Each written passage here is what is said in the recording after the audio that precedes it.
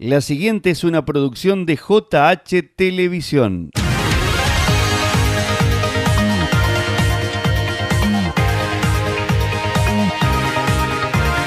¿Cómo andan todos? Bienvenidos. Arrancamos una nueva edición de Las Cuatro Estaciones, este programa que semana a semana nos une a través de la palabra, de los referentes, de los protagonistas de nuestras instituciones, de nuestro quehacer, de aquellas personas que tienen, por supuesto, cosas para contar en nuestra región.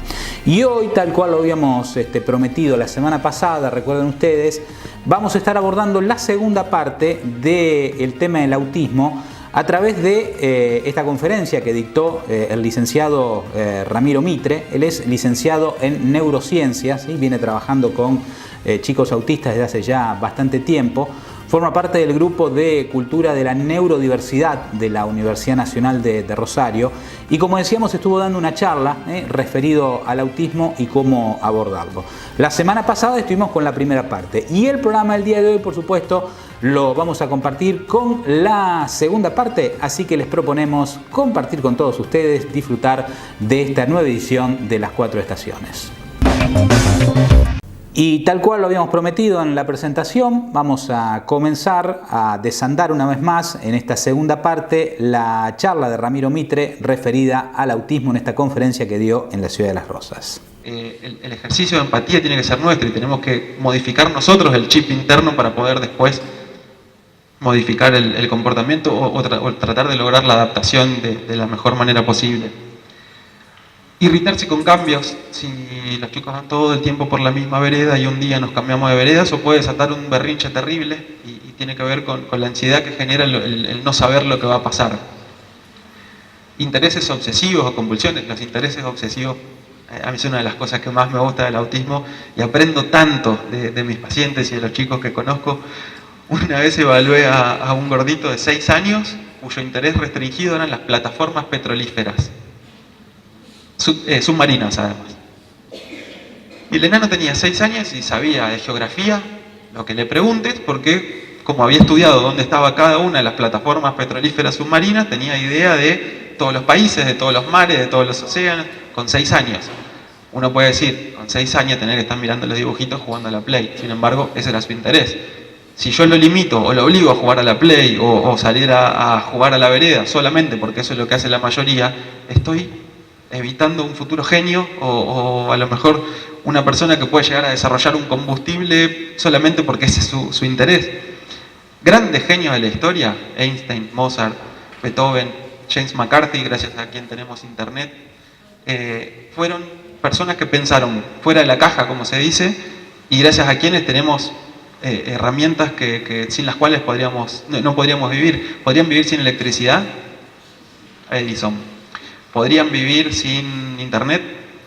Bueno, yo creo que sí, pero no sé si estaría tan bueno. O a lo mejor estaría bueno, pero gracias a McCarthy hoy tenemos internet. La teoría de la relatividad de Einstein, no me pregunten bien cuáles son los alcances, pero sé que son muchísimos y muchos descubrimientos, muchos adelantos científicos y tecnológicos son gracias a personas que tuvieron alguna condición del espectro del autismo. Entonces, a veces tener distintos tipos de configuraciones mentales y pensar de maneras diferentes es mucho más enriquecedor que si todos hacemos todo el tiempo lo mismo. Eso es lo aburrido que sería si todos fuéramos iguales. Conductas repetitivas o estereotipadas. Muchos chicos caminan en puntitas de pie, o aletean, o se balancean, o hacen una y otra vez lo mismo. Y reacciones poco habituales a los sentidos, por esto que les decía que el cableado interno es diferente. Como les dije, no necesariamente si se cumplen 3 o 4 de estos criterios va a haber un diagnóstico, pero sí puede generar sospechas. ¿Y qué hacemos si tenemos una sospecha? Hay un montón de herramientas que se llaman de cribaje o de screening, que lo que nos dicen no es si hay un diagnóstico o no, sino si es necesario hacer una consulta para evaluar. Yo acá les dejo algunos nombres y les dejo un link para que puedan acceder. Pueden buscarlo donde sea, lo importante es que se complete y si esa prueba me dice sí, se cumple con algunos criterios, entonces recién ahí puedo empezar una consulta con algún especialista. Idealmente del lado de la medicina para descartar las alteraciones biológicas. Y mi sugerencia es que sean neurólogos infantiles, porque a veces si uno va a un psiquiatra infantil o mucho más a un pediatra, no conocen del todo de qué se trata esto, entonces puede que se generen más dificultades. Más allá de esto, si un papá llega a la consulta, hay que escucharlo. Si una seño dice que este nene es diferente, hay que escucharla, porque son los primeros que se dan cuenta, son los primeros que saben cuando hay algo que no anda muy bien, cuando algo se aparta de lo normal, porque es el que más contacto tiene con nenes. Y en general las opiniones se dejan relegadas.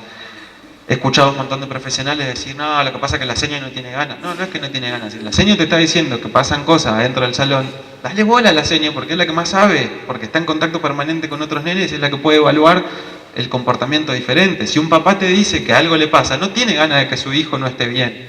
Es que se está dando cuenta de que hay algo que no va. Entonces, puede ser que en algún caso el papá no sé, sobredimensione alguna situación, pero orientalo, ayudalo, no le digas, no pasa nada.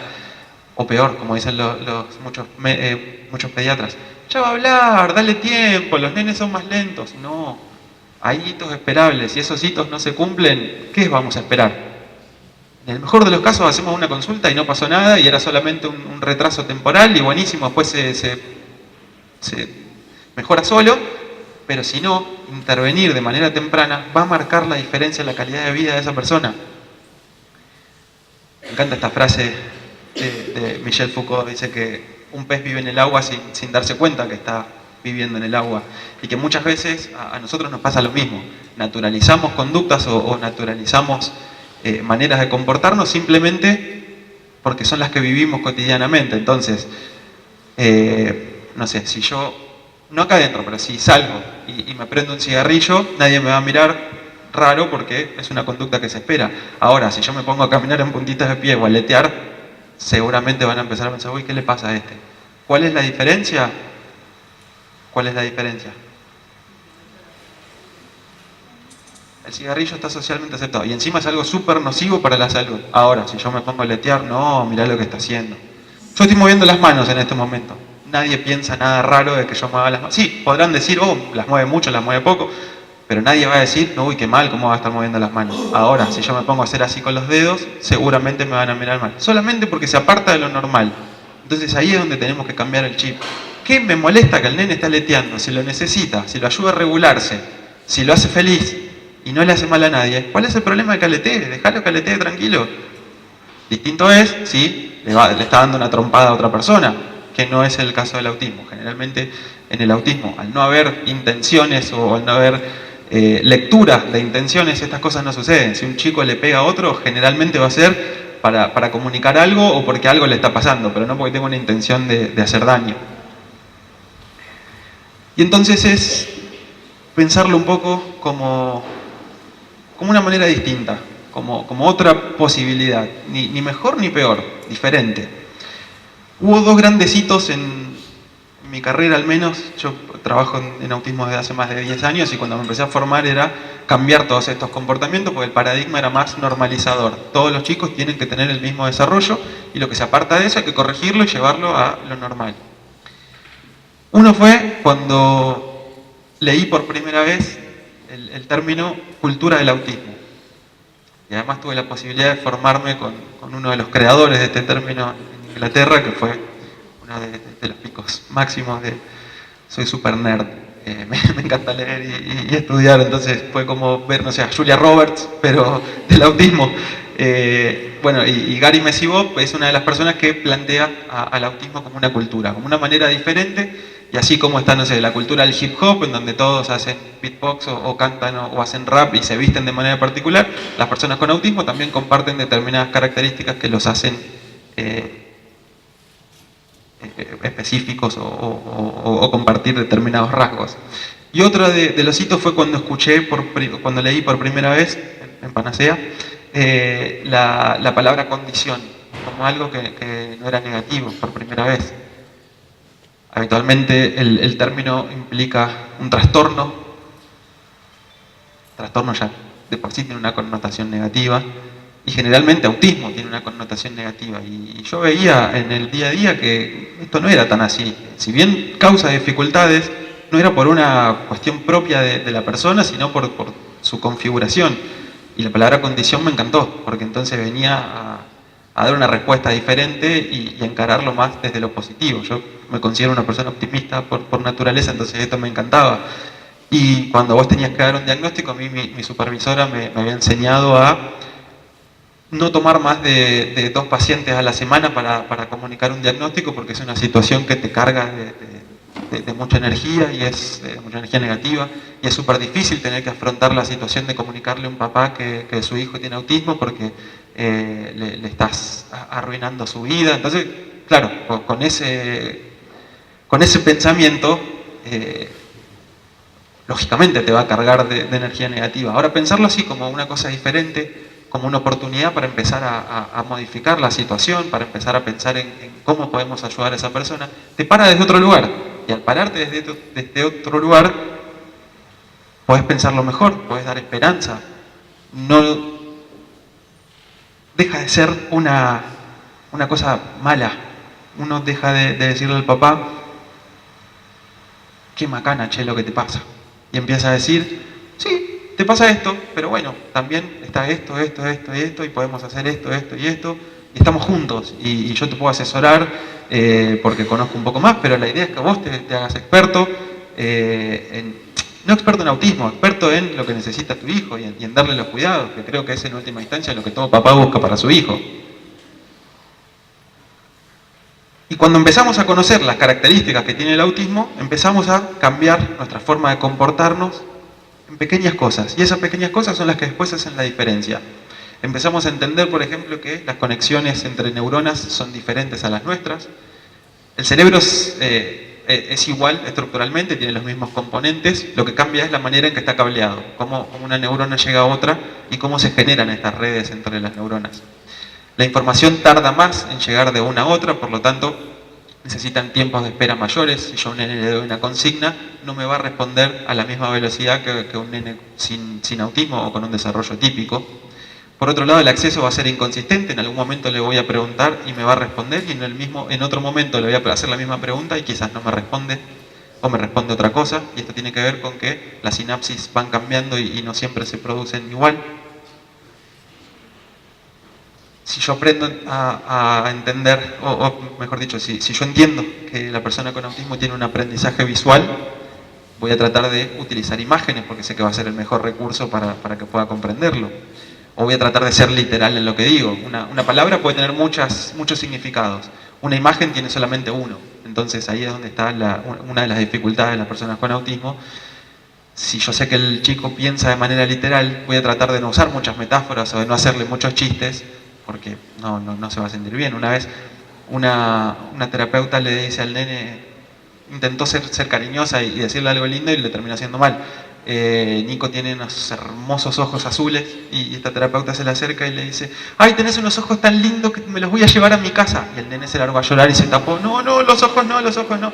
Claro, es gracioso, porque a nosotros los dobles sentidos nos causan gracia. Para Nico no fue nada gracioso. Imagínense que alguien venga y les diga, te voy a arrancar los ojos. Él lo vivió de esa manera, entonces era simplemente adecuarlo y decirle, qué lindos ojos que tenés. Y ahí sí iba a ser un halago para Nico. Van a centrarse mucho más en los detalles que en la cuestión general. Es algo así como caminar en la ruta, ir en la ruta con un auto de noche sin luna y sin luces. El panorama se va achicando cada vez más, y si la luz enfoca solo a un lugar, voy a ver solamente eso que estoy viendo, y la diferencia es que va a ser con mucho más detalle, con más nivel de concentración, pero con una perspectiva más acotada. A nivel funcionamiento ejecutivo también aparecen dificultades. Las funciones ejecutivas, no las voy a aburrir con neuropsicología, pero son todas las capacidades que nos permiten ponernos metas y conseguirlas. Es algo así como el piloto de un avión. Su objetivo es despegar y aterrizar, idealmente en el aeropuerto de destino, y en el medio tiene que tener un montón de cuestiones en cuenta. Las lucecitas que aparecen en el avión, las palancas que tiene que apretar, la azafata que va y viene, los pasajeros que se pueden descomponer, las condiciones climáticas, un montón de cosas que se automatizan. Las funciones ejecutivas tienen la capacidad, nos permiten poder cristalizarla. Si una vez que se cristaliza, se hace automáticamente. ¿Cuántos acá manejan autos? No, bien, son pocos. Bueno, no sé, piensen en cuando aprendieron alguna otra habilidad. Los que manejan, cuando aprendieron a manejar, tenían que prestar atención a 300 cosas. La palanca de cambio, el embrague, el volante, la gente que se cruzaba. Son un montón de cosas que nos irritan un poco y que hacen que sea difícil. En la medida que lo vamos logrando, pues ya se automatiza y seguramente muchos de ustedes pueden ir manejando mientras van charlando, mientras toman un mate. Hay que ser cuidadosos igual. Pero a veces es algo tan sencillo como bajar el volumen. Yo para bajar el volumen de acá tengo que girar mi cuerpo, tengo que hacer determinadas fuerzas, tengo que levantar el brazo, tengo que tener en cuenta el equilibrio, tengo que tener en cuenta el movimiento fino para girar la perilla, cómo voy a girar mi muñeca. Y son cosas que son naturales y espontáneas, pero que a una persona con autismo le traen más dificultades. Otro adolescente una vez, uno de los mismos que estaba en este taller, la llaman a la mamá de la escuela porque había tenido un brote en la vereda. Era un chico que ya iba y volvía a su casa solo en colectivo, o sea que un nivel de funcionalidad súper alto. Cuando la mamá lo va a buscar desesperada, lo encuentra sentadito y llorando todavía. Entonces le dice: Maxi, ¿qué te pasó? No pude tomar en el colectivo, no pude tomar en el colectivo. Bueno, a ver, cálmate un poquito, vamos a charlar, decime qué fue lo que sucedió. Entonces cuando él se pudo calmar, le dijo: yo salí de la escuela, tenía la mochila en una mano, tenía la Coca-Cola en la otra mano. ¿Cómo iba a hacer para marcar la tarjeta del colectivo? Claro, ustedes me van a decir: pero es una estupidez, meter la coca dentro de la mochila o dejar la coca en el piso o, no sé, buscás alguna manera. Él en ese momento no pudo, la situación lo sobrepasó y sus funciones ejecutivas no le permitieron hacer algo tan sencillo como la planificación de un movimiento para nosotros sencillo. Si nosotros no conocemos sobre esto, lo que vamos a pensar es un imbécil, ¿cómo no va a poder? O tan difícil es organizarte. O peor, muchas veces nos enojamos por estas cuestiones porque, y ha pasado un montón de papás que dicen: me interrumpiste el trabajo, yo tuve que salir por esta estupidez. Y no, para él no era una estupidez. Entonces, es cambiar el chip nosotros. A nivel atencional también, si yo sé que un chico tiene una capacidad de procesar solamente un estímulo, eso me va a permitir pararme desde otro lado. La mayoría de nosotros podemos prestarle atención a muchas cosas a la vez. En realidad no, la atención está solamente en una cosa. Lo que podemos hacer es cambiar rápidamente el foco de atención. Entonces, ustedes me están escuchando, están mirando la presentación, están haciendo comentarios entre ustedes, algunos están tomando notas, otros están tomando mates, y sin embargo, a pesar de que están haciendo un montón de cosas, la información se integra y todos pueden seguir el hilo de la presentación. Una persona con autismo no, solamente puede prestar atención a una cosa. Esto se entrena, se puede trabajar, y por eso la importancia de la terapia y de intervenir de manera temprana, pero en general tienen más dificultades.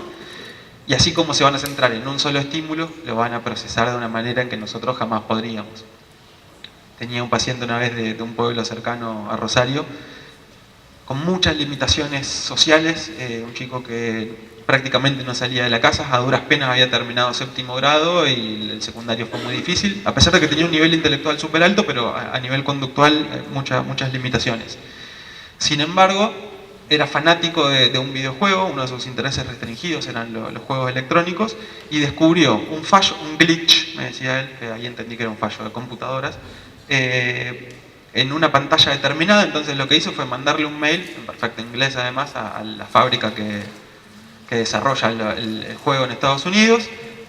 Le respondieron que sus ingenieros informáticos habían evaluado la situación y que sí tenía razón, se había producido un glitch en esa pantalla, que le agradecían muchísimo por haberse dado cuenta, y le mandaron una caja de merchandising con un montón de juegos. Mi paciente de un pueblito se dio cuenta de algo que ingenieros de software de Estados Unidos no habían registrado. ¿Por qué? Por esta capacidad de prestar tanta atención a los detalles. A nivel de estimulación, esto que les decía, que el cerebro procesa los estímulos sensoriales de manera diferente. Les recomiendo un libro, bueno, ahora dentro de un par de diapos les voy a mostrar algunas películas y algunos libros para entender un poquito más sobre autismo. Hay una autora que a mí me gusta mucho, que se llama Temple Grandin. ¿Vieron la peli? Bueno, se la súper recomiendo porque está genial. que cuenta la historia de ella. En una de sus autobiografías, Temple tiene autismo. Hoy debe tener 60 y pico de años. Cuando fue diagnosticada, no se conocía mucho sobre esto y ella empezó a hablar alrededor de los 7 años. Pero cuando tenía 4 o 5, todos los domingos la familia la llevaba a misa. Y antes de ir a la iglesia era un caos. Se tiraba al piso, pataleaba, lloraba, no quería saber nada. Primero pensaron que era capricho por no querer ir. Después se dieron cuenta de que no, porque una vez que estaba en la iglesia la pasaba, no sé si bien, pero al menos podía estar. Entonces empezaron a hacer distintas modificaciones. Cambiaron la iglesia, cambiaron el horario, cambiaron de cura. Le faltó cambiar de religión, creo, solamente. La cosa es que a los 7 años, cuando ella pudo hablar, dijo que el problema no era la iglesia, ni el cura, ni la religión. El problema era la pollera que tenía puesta, que era de lana, y que para ella era como 1000 agujas que se le clavaban en las piernas. Entonces, si nosotros lo pensamos de acuerdo a nuestro chip, y hay un nene tirado en el piso, pensamos, oh, qué caprichoso, no tiene ganas. Mientras que una persona con autismo, si además no se puede comunicar, a lo mejor está sufriendo físicamente. Entonces, miren lo importante que es conocer acerca del autismo. Y otra cuestión que puede estar alterada tiene que ver con la coherencia central, que es esta capacidad de no ver solamente los detalles, sino el marco general, la gran imagen. Si yo le pregunto qué ven en esa imagen, ¿qué me dicen? Lisa Simpson. Una persona con autismo podría decir 236 corazones. Y esto tiene que ver con poder ver más allá de las partecitas. El problema no es con las imágenes, el problema es cuando estas partecitas implican otras cuestiones, como por ejemplo los significados que le damos a las situaciones. Si viene una mamá y le dice, abra la boquita que viene el avioncito, está integrando información en contexto y le está dando el significado a esa cucharita de manera lúdica. Para una persona con autismo tranquilamente puede pensar, ¿qué me está diciendo, tarada? ¿Cómo que la cucharita de un avión? Es una cuchara, ¿no la ves? Justamente porque los significados suelen ser un problema y porque además acompaña esta cuestión literal. Esto es lo que les decía. Los de acá arriba son libros, estas son películas y estas son series. Son todas de contenido más diario, no es nada académico ni científico. No son libros específicos sobre autismo, sino que son más bien novelas o películas o series que tratan al autismo como algo más. No se centran en las particularidades, sino que la mayoría son protagonistas que tienen alguna condición o algún conocido que aparece dentro de la serie que tiene alguna condición y que nos permite entender un poquito más de qué se trata esto, sobre todo cuando no lo vivimos día a día. Si tienen que elegir, les sugiero Temple Grandin como película y como serie de Good Doctor. Es genial, es un chico con Asperger que está haciendo la residencia en cirugía en un hospital y se tiene que enfrentar a un montón de vicisitudes, desde el rechazo que generan en sus compañeros cirujanos hasta cuestiones específicas relacionadas con la vida diaria y no tanto con su diagnóstico. La que no les recomiendo que vean un domingo a la tarde es Ben X. Es una película sobre un chico también con síndrome de Asperger, pero trata la temática del bullying. Y esta es otra realidad que tenemos. Muchos chicos con autismo, justamente por esta literalidad que tienen o por estas particularidades, son blanco fácil para que otros se burlen o se aprovechen de ellos. Y he vivido situaciones muy tristes, desde nenes a los que le metían la cabeza dentro del inodoro para ser sus amigos. Les decían, si vos querés ser mi amigo tenés que meter la cabeza dentro del inodoro. Y un nene con un pensamiento literal y que quiere ser amigos además, va y mete la cabeza dentro del inodoro sin darse cuenta que se estaban burlando. A situaciones súper típicas en las que los compañeros se burlan o emplean acciones para que los chicos exploten, y una vez que explotan los señalan. Entonces generalmente son más vivos y se dan cuenta de que la señal está dada vuelta y ahí un codazo o molestan, y cuando el nene reacciona, la señal ve a ese nene solamente y queda expuesto.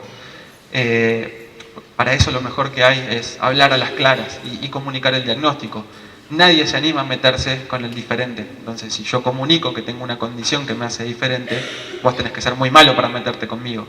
Y en general es una cuestión, los chicos pueden ser crueles por naturaleza, pero no lo hacen con una intención dañina, lo hacen porque no se dan cuenta. Entonces la idea es que nosotros como adultos podamos guiar esa situación y enseñar a respetar las diferencias, que así como él tiene esas características, eso no le impide ser tu amigo, no le impide que puedan hacer cosas juntos, al contrario, te podés beneficiar. Mirá la capacidad que tiene para detectar los fallos en los juegos. El juego que vas a jugar vos además después y que no va a estar fallado. En función de todo esto, lo que pensamos es qué necesita una persona con autismo. Y es lo que necesitamos todos. Que las cosas tengan un sentido, que sean ordenadas, que sean predecibles, que yo pueda saber qué es lo que va a venir después y en función de eso poder ordenarme. Y claro, el problema se da cuando aparecen los nenes en la escuela. Entonces, me llega un alumnito con autismo, yo que estudié un magisterio, donde no tuve formación específica de pedagogía de la diversidad, ni mucho menos, tengo una realidad en el aula y no sé cómo hacer con ese nene que no aprende del mismo modo que los demás. Tengo dos caminos, o bien digo, no, este nene acá no, porque yo no estoy formado, porque no me interesa, porque no lo sé, o asumo el desafío, me informo un poquito y busco la mejor alternativa para ayudar a ese nene. Hacemos una pequeña pausa, si les parece, y en el siguiente bloque seguimos con más apuntes de Ramiro Mitre haciendo referencia a qué es el autismo. Nuevo bloque en esta edición de Las Cuatro Estaciones. Y seguimos abordando el tema del autismo, seguimos escuchando a Ramiro Mitre, este licenciado en neurociencias que hace referencia, por supuesto, al autismo y nos cuenta muchas cosas. Ya hemos tenido el programa de la semana pasada y como nos habíamos comprometido, estamos en este también con más referencias de la conferencia. Ahora empiezo con las frases trilladas. Me gustan, pero creo que definen muy bien la realidad. La primera es esta: una escuela no tiene que ser un lugar pensado en la idea de que somos todos iguales, y acá el sistema educativo tiene una gran deuda con nosotros, con toda la sociedad.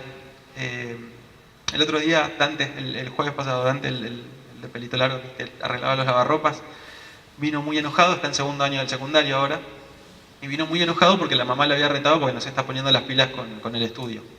Entonces me decía, me obligan a estudiar de memoria. Él está yendo a una escuela técnica ahora. Tiene doble turno, entonces me dice, entro a las 8 de la mañana, salgo un ratito para comer, vuelvo a entrar a las 2 de la tarde y me tengo que quedar hasta las 6. Y cuando salgo de ahí, encima me dan un montón de tareas y me tengo que poner a leer y a estudiar. ¿En qué momento vivo? Me dice. Entonces, bueno, estábamos hablando de este tema y su principal dificultad no era toda la tarea que le daban, sino el tener que memorizar. A pesar de que tiene una gran memoria, me decía, ¿de qué me sirve a mí aprenderme de memoria las fórmulas que me dan si con el celular entro a Google y tengo todo ahí? Y claro, en realidad es una falla del sistema educativo. Acá dejamos de lado el autismo, no tiene nada que ver. El sistema está pensado igual que hace 150 años. Y la realidad que vivimos hoy es totalmente distinta a la de hace 150 años. Entonces, lo que tiene que cambiar es todo el sistema. Además de que hay muchas personas que tienen necesidades educativas especiales o específicas. Todos tenemos perfiles de procesamiento diferentes. Hay personas que aprenden mejor a través de lo visual, hay personas que aprenden mejor a través de lo auditivo, hay personas que aprenden mejor a través de los movimientos, de lo kinestésico. Hay personas que son literales, hay personas que tienen mejor procesamiento visual. Y si nosotros no tenemos en cuenta esas diferencias, no estamos enseñando bien. Pero claro, el sistema nos obliga a cumplir con una currícula, a dar determinados contenidos y no nos podemos mover de ahí. Entonces, hasta que eso no cambie, va a ser muy difícil.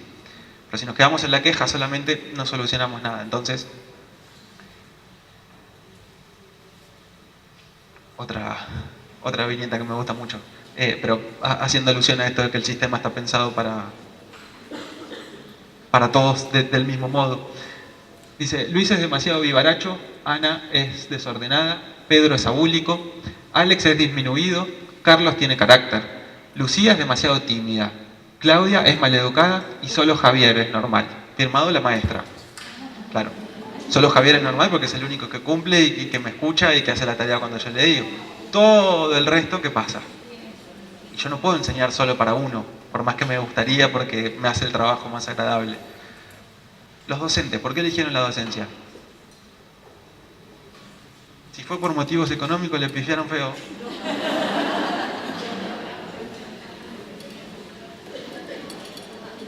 ¿Por qué la eligieron? ¿Para transmitir contenidos? ¿Para decir 2 más 2 es 4, 4 y 2 son 6? No. Porque si fuera así, también le han pifiado mal. como me decía antes, hoy en día en cualquier dispositivo tenemos acceso a toda la información. Entonces yo creo que la escuela hoy más que nunca tiene que ser un lugar en donde se formen personas. Y formar personas va muchísimo más allá del contenido específico, va mucho más allá del 2 más 2. Si yo formo una persona, la tengo que formar en valores, la tengo que formar en habilidades, y eso sí lo puedo enseñar independientemente de la condición o del estilo de procesamiento que tenga. Si enseñamos a respetar la diversidad desde chiquitos, después no vamos a tener que hablar de inclusión, vamos a hablar de convivencia, porque si todos entendemos que funcionamos de manera diferente, vamos a poder valorar que el que piensa diferente puede ser una ventaja y no necesariamente algo que me trabe o que me impida estar con otros.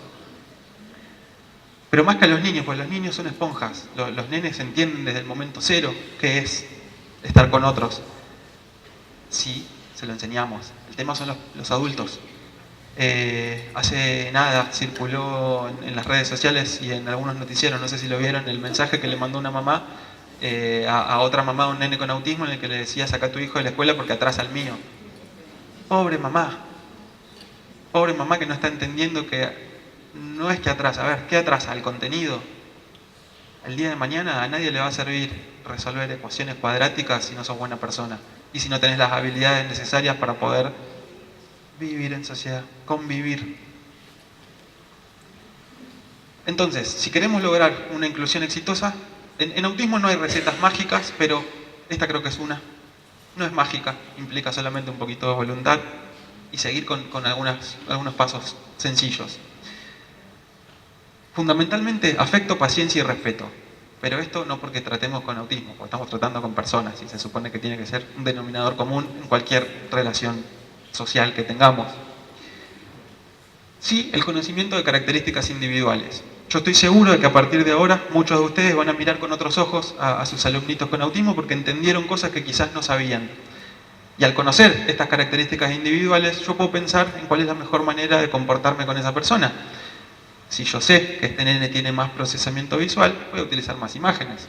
Si yo sé que este nene es más movedizo, voy a tratar de buscar una manera de que pueda descargar motrizmente antes de sentarlo a que pueda aprender otras cosas. Planificar el apoyo. Y esta es una de las grandes dificultades, porque yo no puedo exigir de más, pero tampoco puedo poner un techo. Entonces, ¿cómo hago? Y acá la clave está en poner pequeños pasos. No puedo pretender que una persona aprenda a leer y a escribir la primera vez que se sienta, por lo tanto, todo proceso de aprendizaje va a tener que estar dividido en pasitos más chiquitos. Y en la medida en que voy trabajando estos pasitos chiquitos y voy consiguiendo nuevos logros, ahí voy planificando para arriba. Y a veces demoro mucho tiempo en lograr algo así chiquitito, pero cuando lo logro no les puedo explicar lo satisfactorio que es y lo bien que se van a sentir. Formación para atender y manejar las necesidades. Y la formación a veces no es hacer un curso de 2 años específico de autismo, es buscar en internet. Si buscan, traten de que sean páginas oficiales o de contenido educativo, porque también van a encontrar una sarta de gansadas que puede llegar a confundir más. Buscar material específico para autismo, tener en cuenta ese conocimiento que yo tengo del nene. Si yo sé que le gusta, no sé, Peppa Pig, y bueno, voy a tratar de que los ejercicios de matemática incluyan a una cerdita para que él pueda contarla. Y a lo mejor es lo mismo que trabajo con los demás, solo que con una pequeña adaptación. Triangulación, casa, escuela, terapia. Y esto, para que un tratamiento sea efectivo, tiene que haber necesariamente una triangulación. Y acá seguramente ustedes me van a decir, sí, el problema es que no hay tantos profesionales, o el problema es que las escuelas no están tan abiertas, o el problema es que, no sé, la escuela especial no me deja. Bueno, parte de cada uno. Por más que haya determinado marco o determinadas cuestiones que no podamos manejar, yo siempre me puedo tomar el trabajo de mandarle un mensajito a la mamá o llamarla por teléfono. Y más acá en una ciudad chica, en donde seguramente todos se conocen con todos y el diálogo es mucho más fluido. Tienen la ventaja también de que al ser menos y al todos conocerse con todos, el marco de convivencia para una persona con autismo puede ser mucho más eficaz. En Rosario, por ejemplo, es muy difícil porque a menos que vivas en un barrio más tradicional, en donde sí podés tener contacto con vecinos o donde las personas se conocen, el resto es muy difícil de poder contar con otras personas. Acá no, acá sucede. Entonces, si todos empezamos a a buscar más lo positivo, la vida de esa persona con autismo va a ser mucho más fácil porque va a haber toda una comunidad que lo apoye y que esté pensando en las cuestiones que necesita, que a veces son mínimas y que implican solamente conocer 2 o 3 rasgos y con eso ya está. Y obviamente fomentar la cultura y la pedagogía de la diversidad, esto que decíamos de enseñar a los nenes de chiquitos. En el caso de Joaquín, por ejemplo, el nene que les mostré al principio, él recibió el diagnóstico cuando tenía 2 añitos, entonces hace mucho tiempo que viene en terapia y tuvo la gran suerte de encontrar con una maestra de jardín de infantes que estuvo súper predispuesta desde el primer momento. Además lo acompañó una seño integradora, que también fue un recurso muy importante para la maestra. Y gracias a ese trabajo que hicieron en jardín, en preescolar, los compañeros que tiene Joaquín hoy que está en 3er grado son exactamente los mismos que venían desde el jardín. Obviamente Joaquín no sabe sumar, no sabe restar, no aprendió los mismos contenidos que aprendieron sus compañeros de clase, pero él tiene amigos y está dentro de un lugar en donde todos lo quieren, en donde lo respetan, en donde conocen sus particularidades, donde se enojan también cuando Joaquín hace algo que no es apropiado, como nos enojamos con cualquier otro que haga cosas que no son apropiadas. Pues yo tendría que incorporar en esta presentación el video de la fiesta de cumpleaños de 9 de Joaquín el año pasado, donde estaba sentadito delante de una torta, quizás sin entender muy bien por qué había una torta, por qué había una vela, pero todos los compañeros alrededor cantándole el feliz cumpleaños y la sonrisa de oreja a oreja de Joaquín es indescriptible. Y esto es gracias al trabajo que hicieron la seño y la seño integradora en inclusión y en convivencia. Hoy Joaquín tiene amigos neurotípicos con los cuales no se comunica mucho de manera verbal, pero con los que puede jugar, que cuentan con él, con los que él cuenta también. Y eso me parece que es lo mejor que podemos enseñarle a un niño.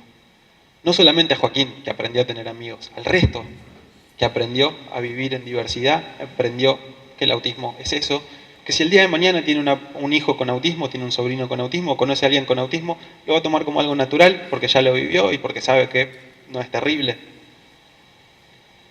Y en cuanto a estrategias prácticas, otra frase trillada. Si un nene no puede aprender de la manera en que enseñamos, entonces cambiemos nosotros la manera de enseñar para que pueda aprender. Y este es un gran desafío, porque estamos acostumbrados a hacer siempre lo mismo y cuando tenemos que salir de esa zona de confort implica planificar de nuevo, implica buscar los recursos necesarios, implica tomarme tiempo pero les aseguro que vale la pena. Y cuando vean este pequeño logro, vale más la pena.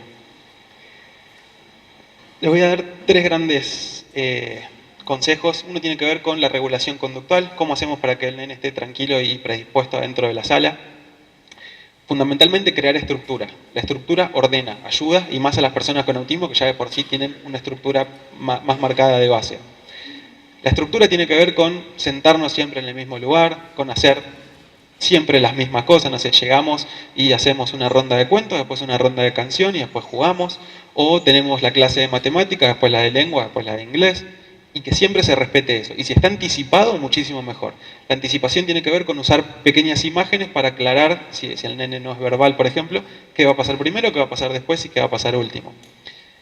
Y la estructura no va a estar para siempre, o mejor dicho, idealmente no tendría que estar para siempre. Lo que tenemos que hacer es trabajar con estructura hoy para después ir cambiándola y flexibilizándola. Pero primero necesitamos que se incorpore. Y una vez que la función ejecutiva se practica, se cristaliza y después ya sale automáticamente. Y ahí sí nos podemos dar el gusto de hacer pequeñas modificaciones. Tratar los problemas de comportamiento desde la hipótesis de la comunicación. Esto es importante. Si yo veo que el nene se tiró al piso o que está llorando, no tengo que asumir que es un caprichoso y que no quiere estar adentro del salón, porque a lo mejor hay un montón de otras cosas que están pasando. Hay 4 posibilidades frente a una conducta inapropiada. Una, que esté buscando conseguir algo, a lo mejor tiene ganas de salir al patio. Otra, que esté evitando algo, a lo mejor, no sé, no le está gustando el contenido que estamos dando o se está aburriendo y por eso quiere evitarlo. Otra es para llamar la atención. Esta es una de las más frecuentes. Y la otra tiene que ver con cuestiones sensoriales. Le está doliendo algo, hay alguna estimulación del ambiente que no le está gustando y por eso recurre a esa conducta. Pero fíjense lo distinto que es intervenir de acuerdo a la hipótesis que tengamos. Si yo pienso que está tratando de llamar la atención y que es un caprichoso, no le voy a hacer caso hasta que se le pase. Mientras que si le está doliendo algo, no puedo tomar la decisión de no hacer nada porque estoy haciendo mal. O si yo pienso que quiere salir al patio, no lo tengo que dejar, le tengo que dar una herramienta para que él se comunique y me muestre, no sé, un anticipador de patio y que a través de eso pueda salir o no. No sé, cada uno manejará la situación. Pero siempre pensarlo desde que se está tratando de comunicar y que esa conducta no es un caprichito, sino que es una comunicación. Y buscar la manera de lograr una comunicación más efectiva. Para eso lo tengo que conocer, para eso tengo que evaluar qué pasó antes, qué pasó después, y si puedo charlar con sus papás y si puedo charlar con su equipo terapéutico que lo conoce más, mucho mejor y más datos voy a tener para intervenir. Para lograr la comprensión, pautas claras y sencillas. Hay autores que dicen que tener autismo es algo así como que a nosotros nos lleven a China y nos pidan que sigamos la rutina de los chinos y que hablemos con los chinos y que nos riamos de los chistes que hacen los chinos. Y que además los chinos están constantemente pidiéndonos cosas que nosotros no entendemos. Con la diferencia que nosotros podemos encontrar gestos o alguna manera alternativa de comunicarnos. Una persona con autismo no. No es lo mismo que yo le diga a un nene, tráeme la cartera negra que está arriba de la silla roja ahí adelante de la chica que está sentada. Que si le digo, trae cartera. Si un chino me dice toda esa frase en chino, yo no le voy a entender. Pero si me dice solamente trae cartera, en algún momento, de tanto que lo repita, quizás lo entiendo mejor. Y si además me dice, trae cartera y me muestra la imagen de la cartera, va a ser mucho más sencillo para mí entenderlo. Esto es lo mismo que pasa con el autismo. Si yo puedo acompañar todo lo que digo con algún apoyo verbal o con algún apoyo gestual, va a ser más fácil. La palabra se desvanece rápido. Antes veíamos que el procesamiento neuronal es más lento.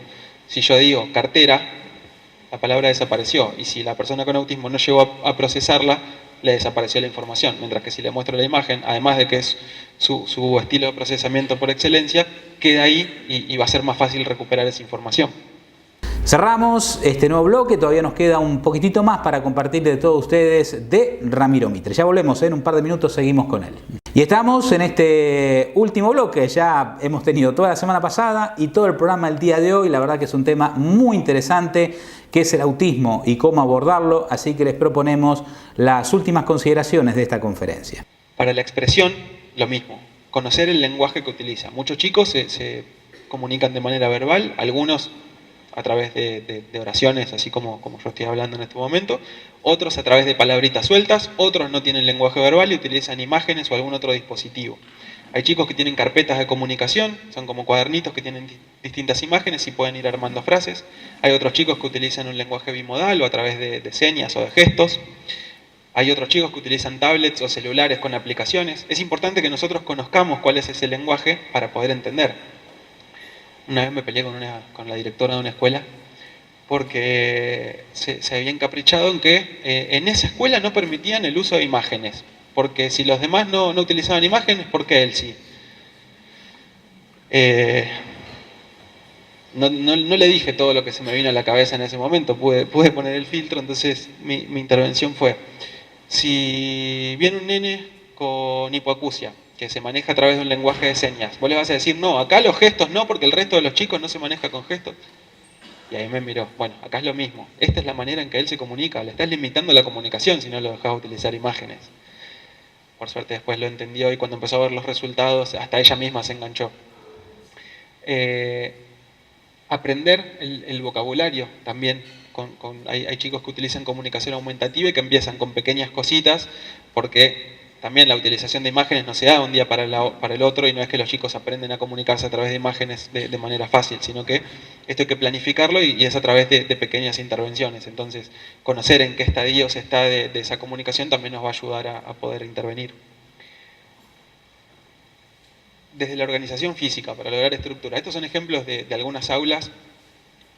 Obviamente que no es necesario lograr esto, pero si en casa, no sé, tenemos un espacio de juego, el espacio de dormir y el espacio de hacer la tarea, va a ser mucho más fácil que él entienda qué es lo que tiene que hacer en cada uno de estos lugares. Si en la escuela tenemos el rinconcito de los juguetes, tenemos el arenero en el patio y tenemos el banco, no estemos cambiando de lugar los juguetes y no juguemos un día arriba de la mesa, otro día en el arenero y otro día en el rincón, porque no va a entender qué es lo que se espera de acuerdo a la situación.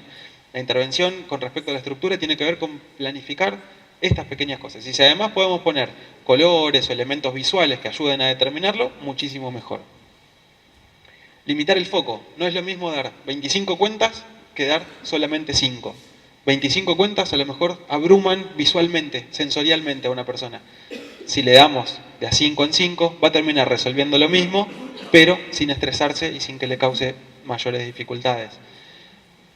Estas son adaptaciones más procedimentales, no tanto de contenido. Hay chicos que además necesitan adaptaciones de contenido. A lo mejor resolver una multiplicación es muy difícil. Caso de Joaquín.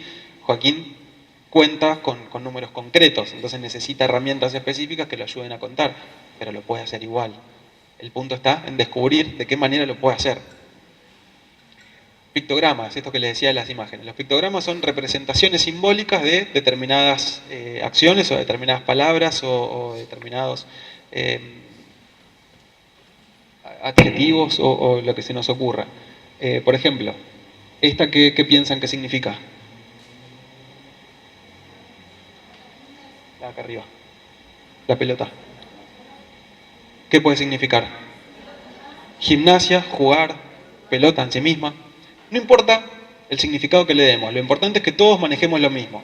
Si en casa mamá le muestra la pelota y la enseña a jugar o le dice que pelota, que ese pictograma de pelota representa jugar, que en la escuela también represente lo mismo, porque si en casa representa jugar, pero en la escuela representa pelota y en la terapia representa saltar, no vamos a estar haciendo un uso correcto de esa imagen.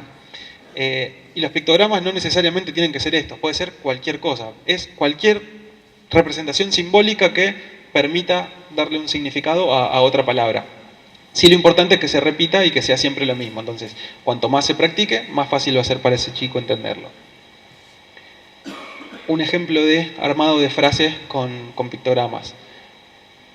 Podemos elegir hablar de inclusión o podemos elegir trabajar para la inclusión.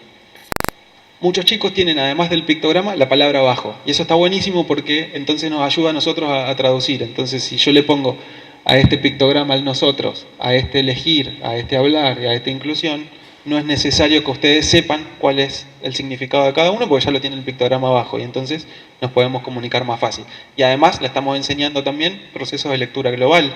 A lo mejor en algún momento, gracias a la utilización de pictogramas, empieza a leer este nene. Y a lo mejor en algún momento empieza a hablar también gracias al uso de pictogramas.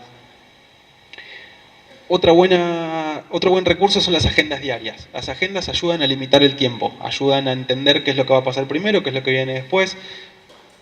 Y no es lo mismo que el nene esté en el salón de clase, donde es todo un caos, donde además a nivel sensorial puede que los estímulos lo abrumen y donde no sabe muy bien qué hacer, que estar en un salón en donde yo sé que primero pasa esto, después pasa esto, después pasa esto otro y después me voy a mi casa. En algún momento me voy a mi casa, qué bueno.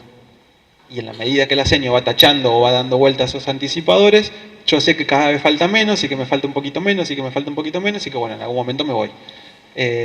O que al final voy a poder jugar con el juguete que me gusta o que voy a poder salir al recreo, al patio que tanto me gusta. La idea es buscar la motivación y si podemos motivarlos a través del uso de imágenes, muchísimo mejor. Utilizar materiales que sean atrayentes. Obviamente en la escuela no vamos a poder tener un pelotero con pelotitas. O sí, no sé. Pero utilizar cuestiones que sean sensorialmente atractivas va a ser mucho más beneficioso, porque entonces lo voy a enganchar con determinada actividad. Si además conozco cuáles son sus gustos y preferencias, además puedo incluir esos intereses restringidos. Si sé que le gusta Peppa Pig o sé que le gusta Thomas the Train, voy a tratar de utilizar elementos concretos para poder motivarlo.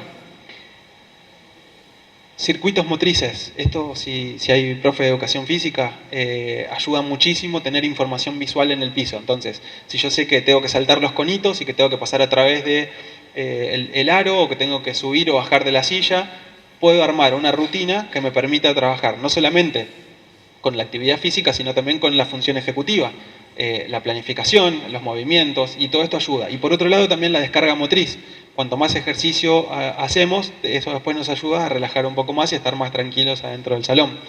Otro buen recurso es hacer una caminata antes de empezar. La marcha recta ordena y ayuda a nivel sensorial a estar más atento y a autorregularse.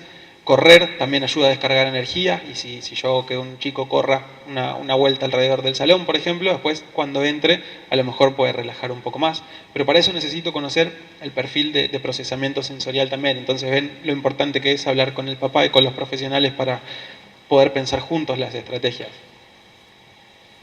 Siempre lo ideal es que las tareas sean bien sencillas en un primer momento. vamos siempre de lo más concreto a lo más abstracto, de lo más fácil a lo más difícil, y con complejización sucesiva. Y esta complejización tiene que ser a través de pequeños pasitos, como les decía antes. Y cuanto más estructura y cuanto más rutinas haya, va a ser mucho más fácil y más claro. Y esta rutina y esta estructura después sí se van a poder ir flexibilizando, pero en un primer momento tienen que estar. Para ir terminando, les quiero contar, hay tres grandes modelos en relación a la discapacidad, no solamente con respecto al autismo, sino cuando hablamos de cualquier otra condición. El modelo más antiguo, y es el que todavía impera en nuestra sociedad, es el modelo médico, en donde se habla de discapacitado, es la persona la que tiene la dificultad y sobre esa persona tenemos que trabajar para traerlo hacia lo normal, hacia lo esperado. Entonces lo que se hacen son intervenciones con esa persona para ayudarla a recuperarse. Es un modelo rehabilitador. El segundo modelo es el de transición. Acá se habla de capacidad diferente, no de discapacidad. Que está bueno, es superador del anterior, pero tampoco describe del todo. Capacidad diferente, ¿por qué? ¿Qué tiene de diferente? Todos somos diferentes en todo caso, y todos tenemos capacidades diferentes. Pero bueno, de alguna manera lo que se busca es romper con el anterior, y en ese sentido le damos a la derecha. Acá se empieza a pensar más en la participación, en la accesibilidad, empiezan a aparecer las primeras asociaciones de padres y de personas que buscan que se logre una integración. La clave está puesta en la palabra integración. La diferencia entre integración y... inclusión.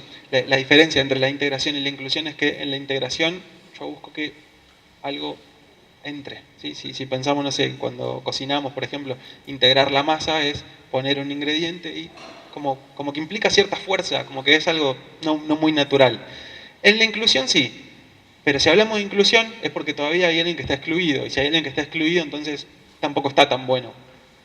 El tercer modelo, que es el modelo social de la discapacidad, es el que a mí más me gusta, y es por el que estoy acá también, para ver si entre todos podemos construir una comunidad más inclusiva. Tiene que ver con pensar a la discapacidad como un producto de lo social. Como que la misma sociedad es la que impone barreras. Si nos pensamos como, no sé, si ninguno de nosotros pudiera caminar y todos tuviéramos que andar en silla de ruedas o arrastrándonos o de la manera que encontráramos, una persona que camina sería discapacitada, porque se apartaría de eso normal o de eso típico. Y es un poco lo que pretendemos acá, pensar fuera de nuestro ombligo y pensar en las capacidades que todos tenemos y de qué manera podemos hacer para que esas capacidades sean un beneficio y no necesariamente una limitación. Y entonces acá es donde aparece el término condición y donde aparece el término convivencia, que me parece que son claves en esto. Para terminar, el autismo no es una tragedia, la tragedia es no conocer acerca del autismo. Entonces, volviendo a lo que les decía antes, si yo me siento a decirle a un papá, che, qué macana, tu hijo tiene autismo, lo siento mucho, estoy marcando un camino. Si yo me paro desde esa vereda, voy a hacer que el papá se pare desde esa vereda y voy a hacer que, al estar parado desde esa vereda, sea eso lo que le transmite a su hijo. Si el papá piensa que el autismo es una macana, la vida de ese nene va a ser una macana. En cambio, si yo pienso más desde lo positivo, desde lo que sí se puede y desde buscar las oportunidades, necesariamente va a cambiar la vida de esa persona. Me encantaría que a partir de hoy ustedes puedan transitar también por este mismo camino, que pensemos en la discapacidad como barreras que impone la sociedad y no tanto como algo que tiene la persona, y que en este camino podamos abrirnos hacia los demás, podamos rescatar las fortalezas y podamos aprender a pensar en todo lo positivo que tiene la otra persona y entre todos hagamos comunidades más inclusivas. Una comunidad más inclusiva es una comunidad más feliz y cuanto mejores sean las relaciones entre los integrantes de esa comunidad, mejor va a ser la calidad de vida de todos. Así que ojalá que así sea y ahora me quedo escuchando las preguntas que tengan. Gracias.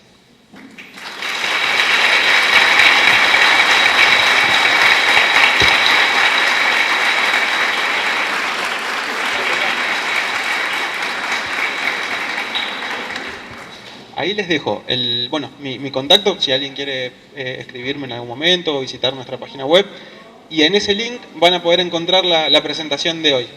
Acceden directamente y desde ahí se lo descargan. Tienen que completar algunos datos nada más y después se bajan la presentación.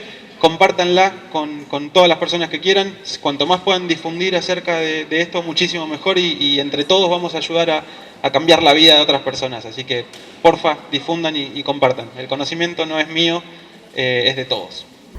Y hasta aquí hemos llegado entonces con el programa del día de hoy, ¿sí? Que, como lo habíamos anunciado y como hemos cumplido, tenía que ver con la segunda parte de qué es el autismo, esta conferencia brindada por el licenciado en neurociencias Ramiro Mitre, y que tiene mucha experiencia precisamente trabajando con personas autistas, con un auditorio colmado de padres, de profesionales que en alguna manera a través de su profesión se rozan precisamente con el autismo. Muy interesados todos y mucho lo que hemos aprendido en esta charla. Nosotros nos volvemos a encontrar la próxima semana, por supuesto, con más temas de nuestra región.